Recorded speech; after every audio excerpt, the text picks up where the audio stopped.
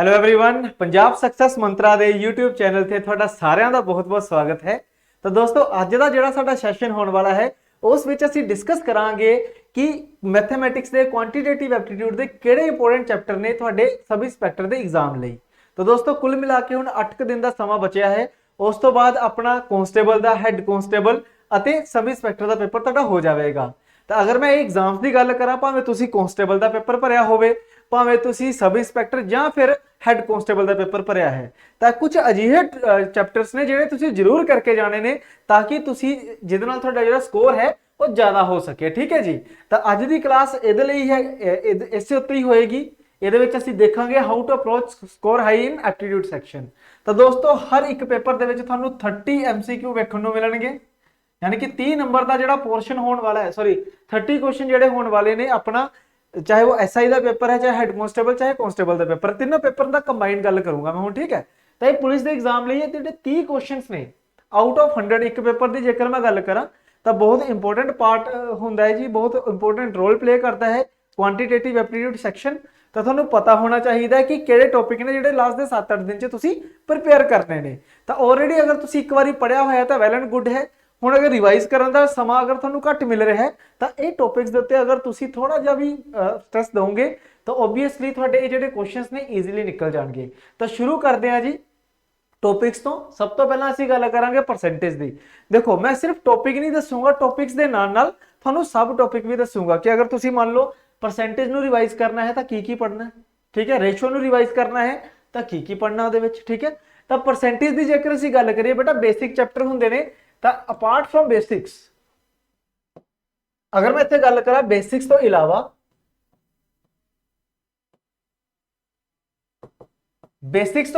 इहदे विच जिहड़ी इंपोर्टेंट चीज हैगी है दैट इज एक तो साडा आ जाएगा इंक्रीज और decrease, successive increase and decrease, successive increase and decrease.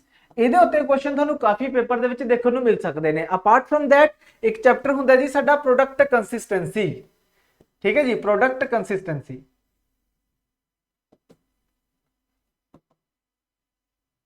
ਹੁਣ ਇਹਦੇ ਵਿੱਚ ਕੁਐਸਚਨਸ ਕਿੱਦਾਂ ਦੇ ਹੁੰਦੇ ਨੇ ਤੁਸੀਂ ਵੇਖਿਆ ਹੋਏਗਾ ਕਿ ਪ੍ਰਾਈਸ ਵੱਧ ਰਿਹਾ ਤਾਂ ਦੱਸੋ ਕੁਆਂਟੀਟੀ ਨੂੰ ਕਿੰਨਾ ਡਿਕਰੀਜ਼ ਕੀਤਾ ਜਾਵੇ ਕਿ ਐਕਸਪੈਂਡੀਚਰ ਸੇਮ ਰਹੇ, ਜਾਂ ਫਿਰ ਕਈ ਵਾਰ ਐਕਸਪੈਂਡੀਚਰ ਗਿਵਨ ਹੁੰਦਾ ਹੈ प्राइस इंक्रीज होया है तो क्वांटिटी दसो कितनी डिक्रीज हो रही है, या प्राइस ओरिजिनल प्राइस पूछता कदे कदे न्यू प्राइस पूछ लेंदा है। ठीक है। और तीसरा इहदे विच इंपोर्टेंट हैगा दोस्तों वेन डायग्राम। तीसरा इसदे विच इंपोर्टेंट हैगा वेन डायग्राम।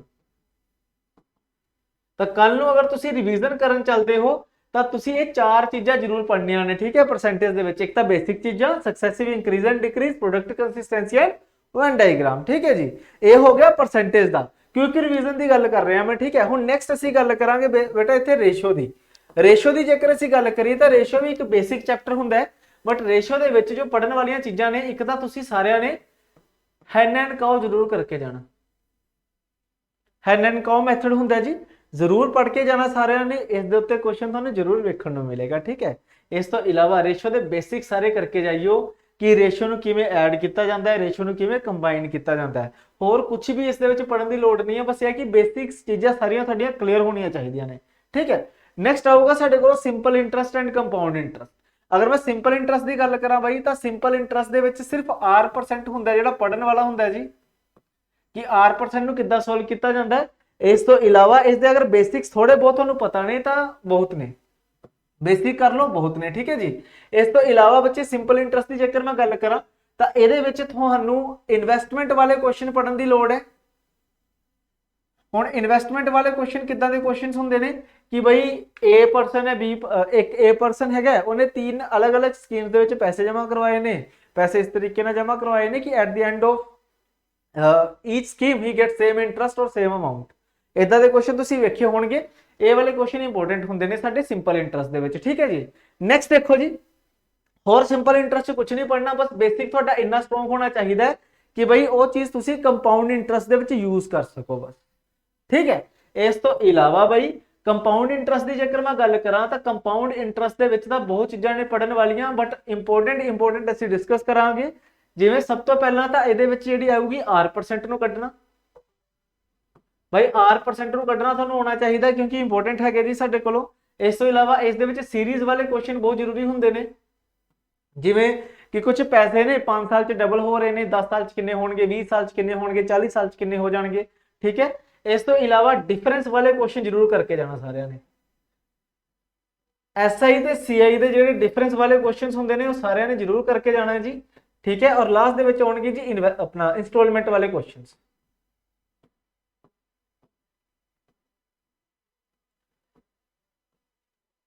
ਲਾਸਟ ਵਿੱਚ ਆਉਣਗੇ ਸਾਡੇ ਇੰਸਟਾਲਮੈਂਟ ਵਾਲੇ ਕੁਐਸਚਨ।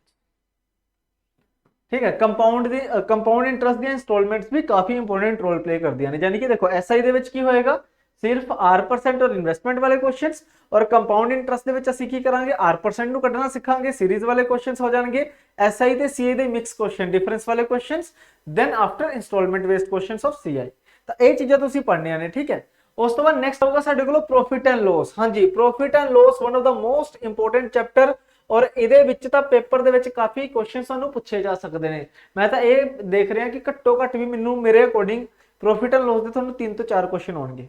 ਠੀਕ ਹੈ, ਔਰ ਉਹਨਾਂ ਵਿੱਚੋਂ ਕੁਝ ਕੁਐਸਚਨ ਪੈਟ ਕੁਐਸਚਨਸ ਹੁੰਦੇ ਨੇ ਜੀ ਇਹਦੇ, ਜਿਵੇਂ ਸਕਸੈਸਿਵ ਪ੍ਰੋਫਿਟ ਐਂਡ ਲੋਸ ਵਾਲਾ ਕੁਐਸਚਨ ਹੈ ਜੀ ਕਿ A ਨੇ ਸਮਾਨ ਵੇਚਿਆ B ਨੂੰ, B ਨੇ ਵੇਚਿਆ C ਨੂੰ, C ਨੇ ਵੇਚਿਆ D ਨੂੰ, ਉਹ ਵਾਲੇ ਕੁਐਸਚਨਸ। ਠੀਕ ਹੈ, ਇਸ ਤੋਂ ਇਲਾਵਾ ਇਸ ਵਿੱਚ ਇੱਕ ਚੈਪਟਰ ਆਉਂਦਾ ਸਾਡੇ ਕੋਲੋਂ, ਸਬ ਟੌਪਿਕ ਹੁੰਦਾ ਜੀ ਡਿਸਓਨੈਸਟ ਡੀਲਰ। ਡਿਸਓਨੈਸਟ ਡੀਲਰ ਸੁਣਿਆ ਹੋਏਗਾ ਨਾ ਇਹਦਾ। ਠੀਕ ਹੈ, ਇਸ ਦੇ ਵਿੱਚ ਡਿਸਕਾਊਂਟ ਵਾਲੇ ਕੁਐਸਚਨਸ ਬਹੁਤ ਇੰਪੋਰਟੈਂਟ ਹੁੰਦੇ ਨੇ ਬਾਈ। ਡਿਸਕਾਊਂਟ ਵਾਲੇ ਕੁਐਸਚਨ ਬਹੁਤ ਇੰਪੋਰਟੈਂਟ ਹੁੰਦੇ ਨੇ, ਜ਼ਰੂਰ ਕਰਨੇ ਤੁਸੀਂ ਸਾਰਿਆਂ ਨੇ। ਪਲੱਸ ਇੱਕ ਹੋਰ ਕਰਕੇ ਜਾਣਾ ਇਹਦੇ ਵਿੱਚ ਸਕਸੈਸਿਵ ਡਿਸਕਾਊਂਟ, ਸਕਸੈਸਿਵ ਡਿਸਕਾਊਂਟ। ਠੀਕ ਹੈ, ਬਾਕੀ ਨੋਰਮਲ ਜਿਹੜੇ ਬੇਸਿਕ ਕੁਐਸਚਨਸ ਨੇ ਕਿ ਬਾਈ ਪ੍ਰੋਫਿਟ ਕਿਵੇਂ ਫਾਈਂਡ ਆਊਟ ਕਰੀਦਾ, ਲੋਸ ਕਿਵੇਂ ਫਾਈਂਡ ਆਊਟ ਕਰੀਦਾ, ਇਹ ਚੀਜ਼ਾਂ ਜ਼ਰੂਰ ਪੜ੍ਹ ਕੇ ਜਾਣਾ, ਕਿਉਂਕਿ ਅਗਰ ਪੇਪਰ ਈਜ਼ੀ ਆਇਆ, ਅਗਰ ਮੈਂ ਗੱਲ ਕਰਾਂ ਸਿੰਪਲ ਕਨਸਟੇਬਲ ਲੈਵਲ ਦੀ, ਤਾਂ ਬੇਸਿਕ ਕੁਐਸਚਨ ਹੀ ਤੁਹਾਨੂੰ ਪੁੱਛੇ ਜਾਣਗੇ। ਠੀਕ ਹੈ, ਤਾਂ ਬੇਸਿਕਸ ਦੇ ਉੱਤੇ ਹੀ ਤੁਸੀਂ ਥੋੜਾ ਫੋਕਸ ਰੱਖਣਾ। ਕਲੀਅਰ। ਨੈਕਸਟ ਆਏਗਾ ਜੀ ਸਾਡਾ ਮਿਕਸਚਰ ਐਂਡ ਐਲੀਗੇਸ਼ਨ। ਪਹਿਲਾਂ ਅਗਰ ਮੈਂ ਐਵਰੇਜ ਦੀ ਗੱਲ ਕਰਾਂ ਤਾਂ ਐਵਰੇਜ ਦੇ ਵਿੱਚ ਦੇਖੋ ਸਿੰਪਲੀਫਿਕੇਸ਼ਨ ਦੇ ਵਿੱਚ ਕੁਐਸਚਨ ਆ ਸਕਦੇ ਨੇ ਤੁਹਾਨੂੰ। ਸਿੰਪਲੀਫਿਕੇਸ਼ਨ ਕਿਵੇਂ ਕਿ ਜਿਹੜੇ ਈਵਨ ਨੰਬਰ ਨੇ, ਨੈਚੁਰਲ ਨੰਬਰ ਨੇ, ਉਹਨਾਂ ਦਾ ਸਮ ਵਗੈਰਾ ਪੁੱਛਿਆ ਜਾ ਸਕਦਾ ਹੈ, ਔਰ ਸਮ ਤੁਹਾਨੂੰ ਪਤਾ ਹੈ ਐਵਰੇਜ ਨਾਲ ਨਿਕਲਦਾ ਹੁੰਦਾ ਹੈ। ਠੀਕ ਹੈ, ਇਸ ਤੋਂ ਇਲਾਵਾ ਐਵਰੇਜ ਦੇ ਵਿੱਚ ਇੰਕਲੂਡਿੰਗ ਔਰ ਐਕਸਕਲੂਡਿੰਗ ਵਾਲੇ ਕੁਐਸਚਨਸ ਹੁੰਦੇ ਨੇ ਜਿਹੜੇ ਪੇਪਰ 'ਚ ਆ ਸਕਦੇ ਨੇ। ਇੰਕਲੂਡਿੰਗ ਐਂਡ ਐਕਸਕਲੂਡਿੰਗ ਵਾਲਾ ਟਾਈਪ ਜਿਹੜੀ ਹੁੰਦੀ ਹੈ ਕਿ ਉਹਦੇ ਵਿੱਚ ਕੀ ਹੁੰਦਾ ਕਿ 15% ਨੇ, ਹੈ ਨਾ, ਉਹਨਾਂ ਦੀ ਐਵਰੇਜ 20 ਹੈ, ਇੱਕ ਪਰਸਨ ਛੱਡ ਕੇ ਗਿਆ ਜਾਂ ਫਿਰ ਇੱਕ ਪਰਸਨ ਨੇ ਜੁਆਇਨ ਕੀਤਾ, ਜਿਹਦੇ ਨਾਲ ਐਵਰੇਜ ਇੰਕਰੀਜ਼ ਜਾਂ ਡਿਕਰੀਜ਼ ਹੋ ਰਹੀ ਹੈ। ਠੀਕ ਹੈ ਨਾ, ਉਦਾਂ ਦੇ ਕੁਐਸਚਨ ਤੁਹਾਨੂੰ ਪੁੱਛੇ ਜਾ ਸਕਦੇ ਨੇ। ਪਲੱਸ ਇਹਦੇ ਵਿੱਚ ਬੈਟਿੰਗ ਐਵਰੇਜ ਦਾ ਕੁਐਸਚਨ ਆ ਸਕਦਾ ਤੁਹਾਨੂੰ। ਬੈਟਿੰਗ ਐਵਰੇਜ ਬਹੁਤ ਇੰਪੋਰਟੈਂਟ ਹੁੰਦੀ ਹੈ, ਬੈਟਿੰਗ ਐਵਰੇਜ ਦੇ ਉੱਤੇ ਕੁਐਸਚਨ ਬਣ ਸਕਦਾ ਹੈ। ਔਰ ਅਗਰ ਮੈਂ ਗੱਲ ਕਰਾਂ ਮਿਕਸਚਰ ਐਂਡ ਐਲੀਗੇਸ਼ਨ ਦੀ ਬਈ, ਤਾਂ ਮਿਕਸਚਰ ਐਂਡ ਐਲੀਗੇਸ਼ਨ ਹਰ ਇੱਕ ਟੌਪਿਕ ਦੇ ਵਿੱਚ ਯੂਜ਼ ਹੋਣ ਵਾਲੀ ਚੀਜ਼ ਹੈ। ਤਾਂ ਮਿਕਸਚਰ ਐਂਡ ਐਲੀਗੇਸ਼ਨ ਤਾਂ ਬਸ ਬਿਲਕੁਲ ਇੰਪੋਰਟੈਂਟ ਹੈ ਹੀ ਹੈ। ਠੀਕ ਹੈ, ਤਾਂ ਇਹਦੇ ਵਿੱਚ ਐਲੀਗੇਸ਼ਨ ਦੇ ਵਿੱਚ ਬਸ ਤੁਸੀਂ ਬੇਸਿਕ ਪੜ੍ਹ ਕੇ ਚਲੇ ਜਾਈਓ। ਬਾਕੀ ਕਿਸੇ ਟੌਪਿਕ ਦਾ ਕੁਐਸਚਨ ਅਗਰ ਐਲੀਗੇਸ਼ਨ ਦੇ ਉੱਤੇ ਹੋਇਆ ਤਾਂ ਓਬਵੀਅਸਲੀ ਅਗਰ ਤੁਸੀਂ ਐਲੀਗੇਸ਼ਨ ਪੜ੍ਹਿਆ ਹੋਇਆ ਤਾਂ ਤੁਸੀਂ ਸੋਲਵ ਕਰ ਲਓਗੇ। ਅਦਰਵਾਈਜ਼ ਉਸ ਕੁਐਸਚਨ ਨੂੰ ਸੋਲਵ ਕਰਨ ਦਾ ਤਰੀਕਾ ਦੂਸਰੇ ਵੀ ਹੁੰਦੇ ਨੇ, ਇਕੁਏਸ਼ਨ ਨਾਲ ਵੀ ਨਿਕਲ ਜਾਂਦਾ ਹੁੰਦਾ। ਠੀਕ ਹੈ, ਹੁਣ ਐਲੀਗੇਸ਼ਨ ਦੇ ਵਿੱਚ ਮੈਂ ਤੁਹਾਨੂੰ ਇਹ ਨਹੀਂ ਕਹੂੰਗਾ ਕਿ ਇਹ ਚੀਜ਼ ਕਰੋ ਔਰ ਇਹ ਚੀਜ਼ ਛੱਡੋ, ਕਿਉਂਕਿ ਉਹ ਤਾਂ ਬਿਲਕੁਲ ਹੀ ਬਲਾਈਂਡ ਗੈਸ ਹੋਏਗਾ। ਐਲੀਗੇਸ਼ਨ ਦੇ ਵਿੱਚ ਤਾਂ ਤੁਹਾਨੂੰ ਸਭ ਕੁਝ ਹੀ ਕਰਨਾ ਪਊਗਾ। ਠੀਕ ਹੈ, ਨੈਕਸਟ ਵੇਖੋ ਜੀ, ਨੈਕਸਟ ਆਊਗਾ ਸਾਡੇ ਕੋਲ ਟਾਈਮ ਐਂਡ ਵਰਕ। ਹੁਣ ਟਾਈਮ ਐਂਡ ਵਰਕ ਦੀ ਗੱਲ ਕਰੀਏ ਬਾਈ, ਤਾਂ ਅੱਜ ਤੱਕ ਜਿੰਨੇ ਵੀ ਤੁਸੀਂ ਪੇਪਰ ਦੇਖੇ ਹੋਣਗੇ, ਤੁਹਾਨੂੰ ਜਿਹੜੇ ਕੁਐਸਚਨਸ ਆ ਰਹੇ ਨੇ ਨਾ, ਉਹ ਇਹ ਵਾਲੇ ਆ ਰਹੇ ਨੇ ਕਿ ਟਾਈਮ ਗਿਵਨ ਔਰ ਟਾਈਮ ਪੁੱਛਿਆ ਹੋਇਆ। ਟਾਈਮ ਹੀ ਗਿਵਨ ਹੈ, ਟਾਈਮ ਪੁੱਛਿਆ ਹੋਇਆ, ਜਿਸ ਵਿੱਚ ਤੁਸੀਂ ਐਲਸੀਐਮ ਦਾ ਯੂਜ਼ ਕਰਦੇ ਹੁੰਦੇ ਹੋ, ਹੈ ਨਾ, ਜਿਸ ਵਿੱਚ ਸਾਡਾ ਯੂਜ਼ ਹੁੰਦਾ ਜੀ ਐਲਸੀਐਮ ਦਾ, ਲੀਸਟ ਕਾਮਨ ਮਲਟੀਪਲ ਦਾ। ਹੁਣ ਇਹਦੇ ਵਿੱਚ ਕੁਐਸਚਨ ਕਿਹੜੇ ਕਿਹੜੇ ਆਉਂਦੇ ਹੁੰਦੇ ਨੇ, ਆਲਟਰਨੇਟ ਵਰਕ। ਆਲਟਰਨੇਟ ਵਰਕ ਅਸੀਂ ਵੇਖੇ ਨੇ ਕਿ ਪਿਛਲੇ ਕਾਫੀ ਪੇਪਰਾਂ ਦੇ ਵਿੱਚ ਆਲਟਰਨੇਟ ਵਰਕ ਦੇ ਉੱਤੇ ਕੁਐਸਚਨ ਪੁੱਛਿਆ ਗਿਆ ਹੈ, ਜਾਂ ਕੋਈ ਪਰਸਨ ਲੀਵ ਕਰ ਰਿਹਾ ਹੈ ਜਾਂ ਜੁਆਇਨ ਕਰ ਰਿਹਾ ਹੈ, ਇਸ ਦੇ ਉੱਤੇ ਤੁਹਾਨੂੰ ਕੁਐਸਚਨ ਬਣ ਸਕਦਾ ਹੈ, ਜਾਂ ਫਿਰ ਇਹਦੇ ਵਿੱਚ ਸਾਨੂੰ ਰੇਸ਼ੋ ਵਾਲੇ ਕੁਐਸਚਨ ਮਿਲ ਸਕਦੇ ਨੇ। ਠੀਕ ਹੈ ਜੀ, ਅਪਾਰਟ ਫਰੋਮ ਦੈਟ ਅੱਜ ਕੱਲ ਇਹ ਵੀ ਕੁਐਸਚਨ ਬਣ ਰਹੇ ਨੇ ਚੇਨ ਰੂਲ ਵਾਲੇ।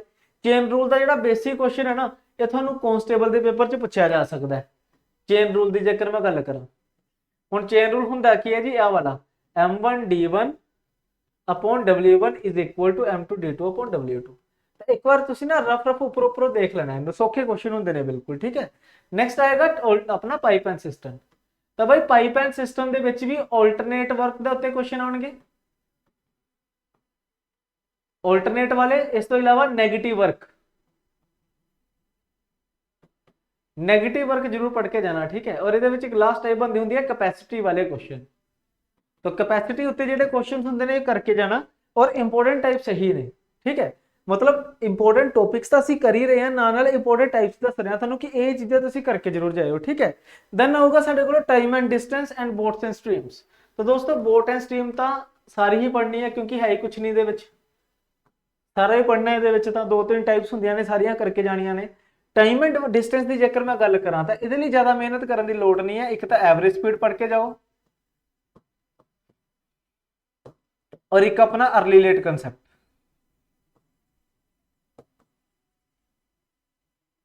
ठीक है। जिदा तुसीं आ वाला फॉर्मूला वेख्या होगा कि distance is equal to S1 S2 upon S2 minus S1 into time T1 minus T2, आ वाला फॉर्मूले की गल हो रही है, ठीक है। इस दे विच तुसीं रिलेटिव स्पीड पढ़ के जाना जी, क्योंकि ट्रेन से उत्ते क्वेश्चन आ सकते हैं, और क्रॉसिंग वाले क्वेश्चंस, क्रॉसिंग कॉन्सेप्ट, तो आ वाले क्वेश्चन जिहड़े ने तुहानूं एग्जाम दे विच पूछे जा सकते हैं, ठीक है जी। टाइम एंड डिस्टेंस, ये 4 चीज़ां मोस्ट इंपोर्टेंट। बाकी मतलब बाकी भी तुसीं पहलां पढ़िया होएगा, ओबवियसली इदां तां है नहीं कि अज तो तैयारी शुरू करोगे, मतलब पहला जो पढ़िया वो ठीक है। हुण जो तुसीं थोड़ा क्विक रिवीजन करनी है, लास्ट 1 हफ्ते की गल कर रहे हैं, तो आ टॉपिक पढ़ लियो उत्ते उत्तों, मतलब एक बार देख लेने जरूर, ठीक है जी। उस तो बाद नैक्सट वेखो जी, नैक्सट आऊगा mensuration 2D and 3D and simplification. हाँ जी भाई, पिछली बार भी बहुत बार पेपर च आई सी सिंपलीफिकेशन, और इस बार भी आई है, ठीक है जी। पिछली बार भी आई सी और इस बार भी तुहानूं सिंपलीफिकेशन काफी पूछी हुई है, ठीक है। तो मैं एक बार इनू ठीक कर ला, हाँ जी। सिंपलीफिकेशन की जेकर मैं गल करा दोस्तों, तो सिंपलीफिकेशन दे विच कोशिश करना थोड़े बहुत स्क्वायर ते क्यूब याद करन दी, घट्टो घट्ट 30 तक तो स्क्वायर याद कर ही लो।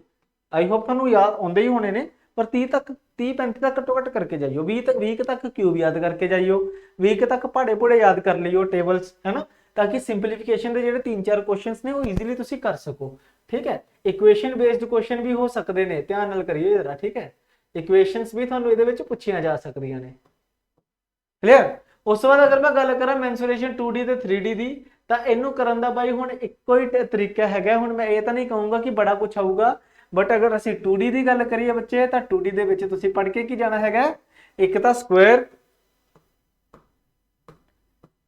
पढ़ लो, रैक्टेंगल पढ़ लो,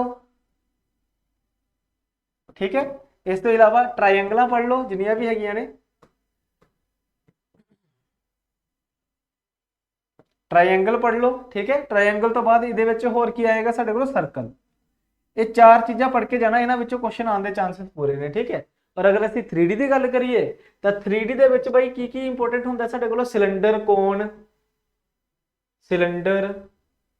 कोन क्यूब एंड क्यूबॉइड, मतलब ज्यादा कुछ पढ़ने की लोड़ नहीं है, ये 2-4 चीज़ां पढ़नी है, ज्यादा कुछ पढ़ने की तुहानूं लोड़ नहीं है, ठीक है। तो आई होप ये सारा कुछ तुहानूं क्लीयर हो गया होगा। एक बार मैं फटाफट रिपीट करन लगा सारा, ध्यान नाल वेखियो। परसेंटेज दे विच successive increase decrease, product consistency, Venn diagram, ratio दे विच बेसिक सारा, और hand and co method. Simple interest दे विच R% ते इन्वेस्टमेंट वाले क्वेश्चन, कंपाउंड इंटरेस्ट दे विच R% series, difference of CI and SI and installment based questions. उस तो बाद आएगा प्रॉफिट एंड लॉस, जिहदे विच सक्सेसिव प्रॉफिट एंड लॉस है, डिस्काउंट वाले क्वेश्चंस ने। इस तो इलावा डिसओनेस्ट डीलर के क्वेश्चन आ जाते हैं, सक्सेसिव डिस्काउंट है, और बेसिक चीज़ां सारियां तुहानूं आउणियां चाहीदियां ने। अगर मैं गल करा एवरेज की, तो एवरेज दे विच फॉर्मूले वाले क्वेश्चन, जिहदे विच सिंपलीफिकेशन आ जाती होंदी है, A1 नैचुरल नंबर का सम कड्ढण लई बोल दिंदा हुंदा है, इंक्लूडिंग ते एक्सक्लूडिंग वाली टाइप हैगी है, और मिक्सचर एंड एलिगेशन तो भाई सारा ही करना है। और एवरेज दे विच एक होर अपना एवरेज स्पीड, ठीक है, sorry batting average. Then after साडे कोल टाइम एंड वर्क आऊगा, जिहदे विच तुसीं LCM वाले सारे क्वेश्चन कड्ढने ने, ऑल्टरनेट वर्क हो गया, कोई लेफ्ट कर रहा, कोई ज्वाइन कर रहा है, ठीक है। और रेशो वाले क्वेश्चन जिहदे विच कंपैरिजन हुंदा है जी टाइम दा जां फिर एफिशिएंसी दा। इस तो इलावा चेन रूल पढ़ लेना, क्योंकि कांस्टेबल के पेपर लिए वो भी इंपोर्टेंट है, ठीक है। दैन अगर असीं गल करिए पाइप एंड सिस्टम की, तो उहदे विच ऑल्टरनेट वर्क पॉजिटिव ते नेगेटिव वर्क ऑल्टरनेटली, ये पढ़ के जाना है।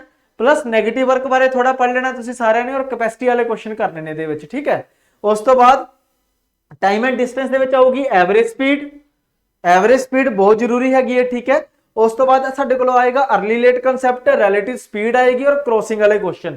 ਕ੍ਰੋਸਿੰਗ ਵਾਲੇ ਕੁਐਸਚਨ ਬੇਟਾ ਪੂਰਾ ਇੱਕ ਚੈਪਟਰ ਬਣਦਾ ਹੁੰਦਾ ਟ੍ਰੇਨਸ ਵਾਲਾ, ਇਹ ਕਰਕੇ ਜਾਇਓ, ਠੀਕ ਹੈ। ਔਰ ਬੋਟ ਐਂਡ ਸਟ੍ਰੀਮ ਤਾਂ ਛੋਟਾ ਜਿਹਾ ਚੈਪਟਰ ਹੁੰਦਾ, ਇਹ ਸਾਰਾ ਹੀ ਪੜ੍ਹਨਾ ਹੈਗਾ ਤੁਸੀਂ। ਦੈਨ ਆਫਟਰ 2D ਤੇ 3D ਦੀ ਗੱਲ ਕਰੀਏ ਤਾਂ 2D ਦੇ ਵਿੱਚ ਰੈਕਟੈਂਗਲ ਪੜ੍ਹ ਲਓ, ਸਕੁਆਇਰ ਪੜ੍ਹ ਲਓ, ਸਰਕਲ ਪੜ੍ਹ ਲਓ ਤੇ ਟ੍ਰਾਇੰਗਲਸ ਪੜ੍ਹ ਲਓ, ਠੀਕ ਹੈ। ਔਰ 3D ਦੇ ਵਿੱਚ ਚਾਰ ਚੀਜ਼ਾਂ, ਸਿਲੰਡਰ, ਕੋਨ, ਕਿਊਬ ਤੇ ਕਿਊਬੋਇਡ। ਕਲੀਅਰ ਹੋ ਗਿਆ।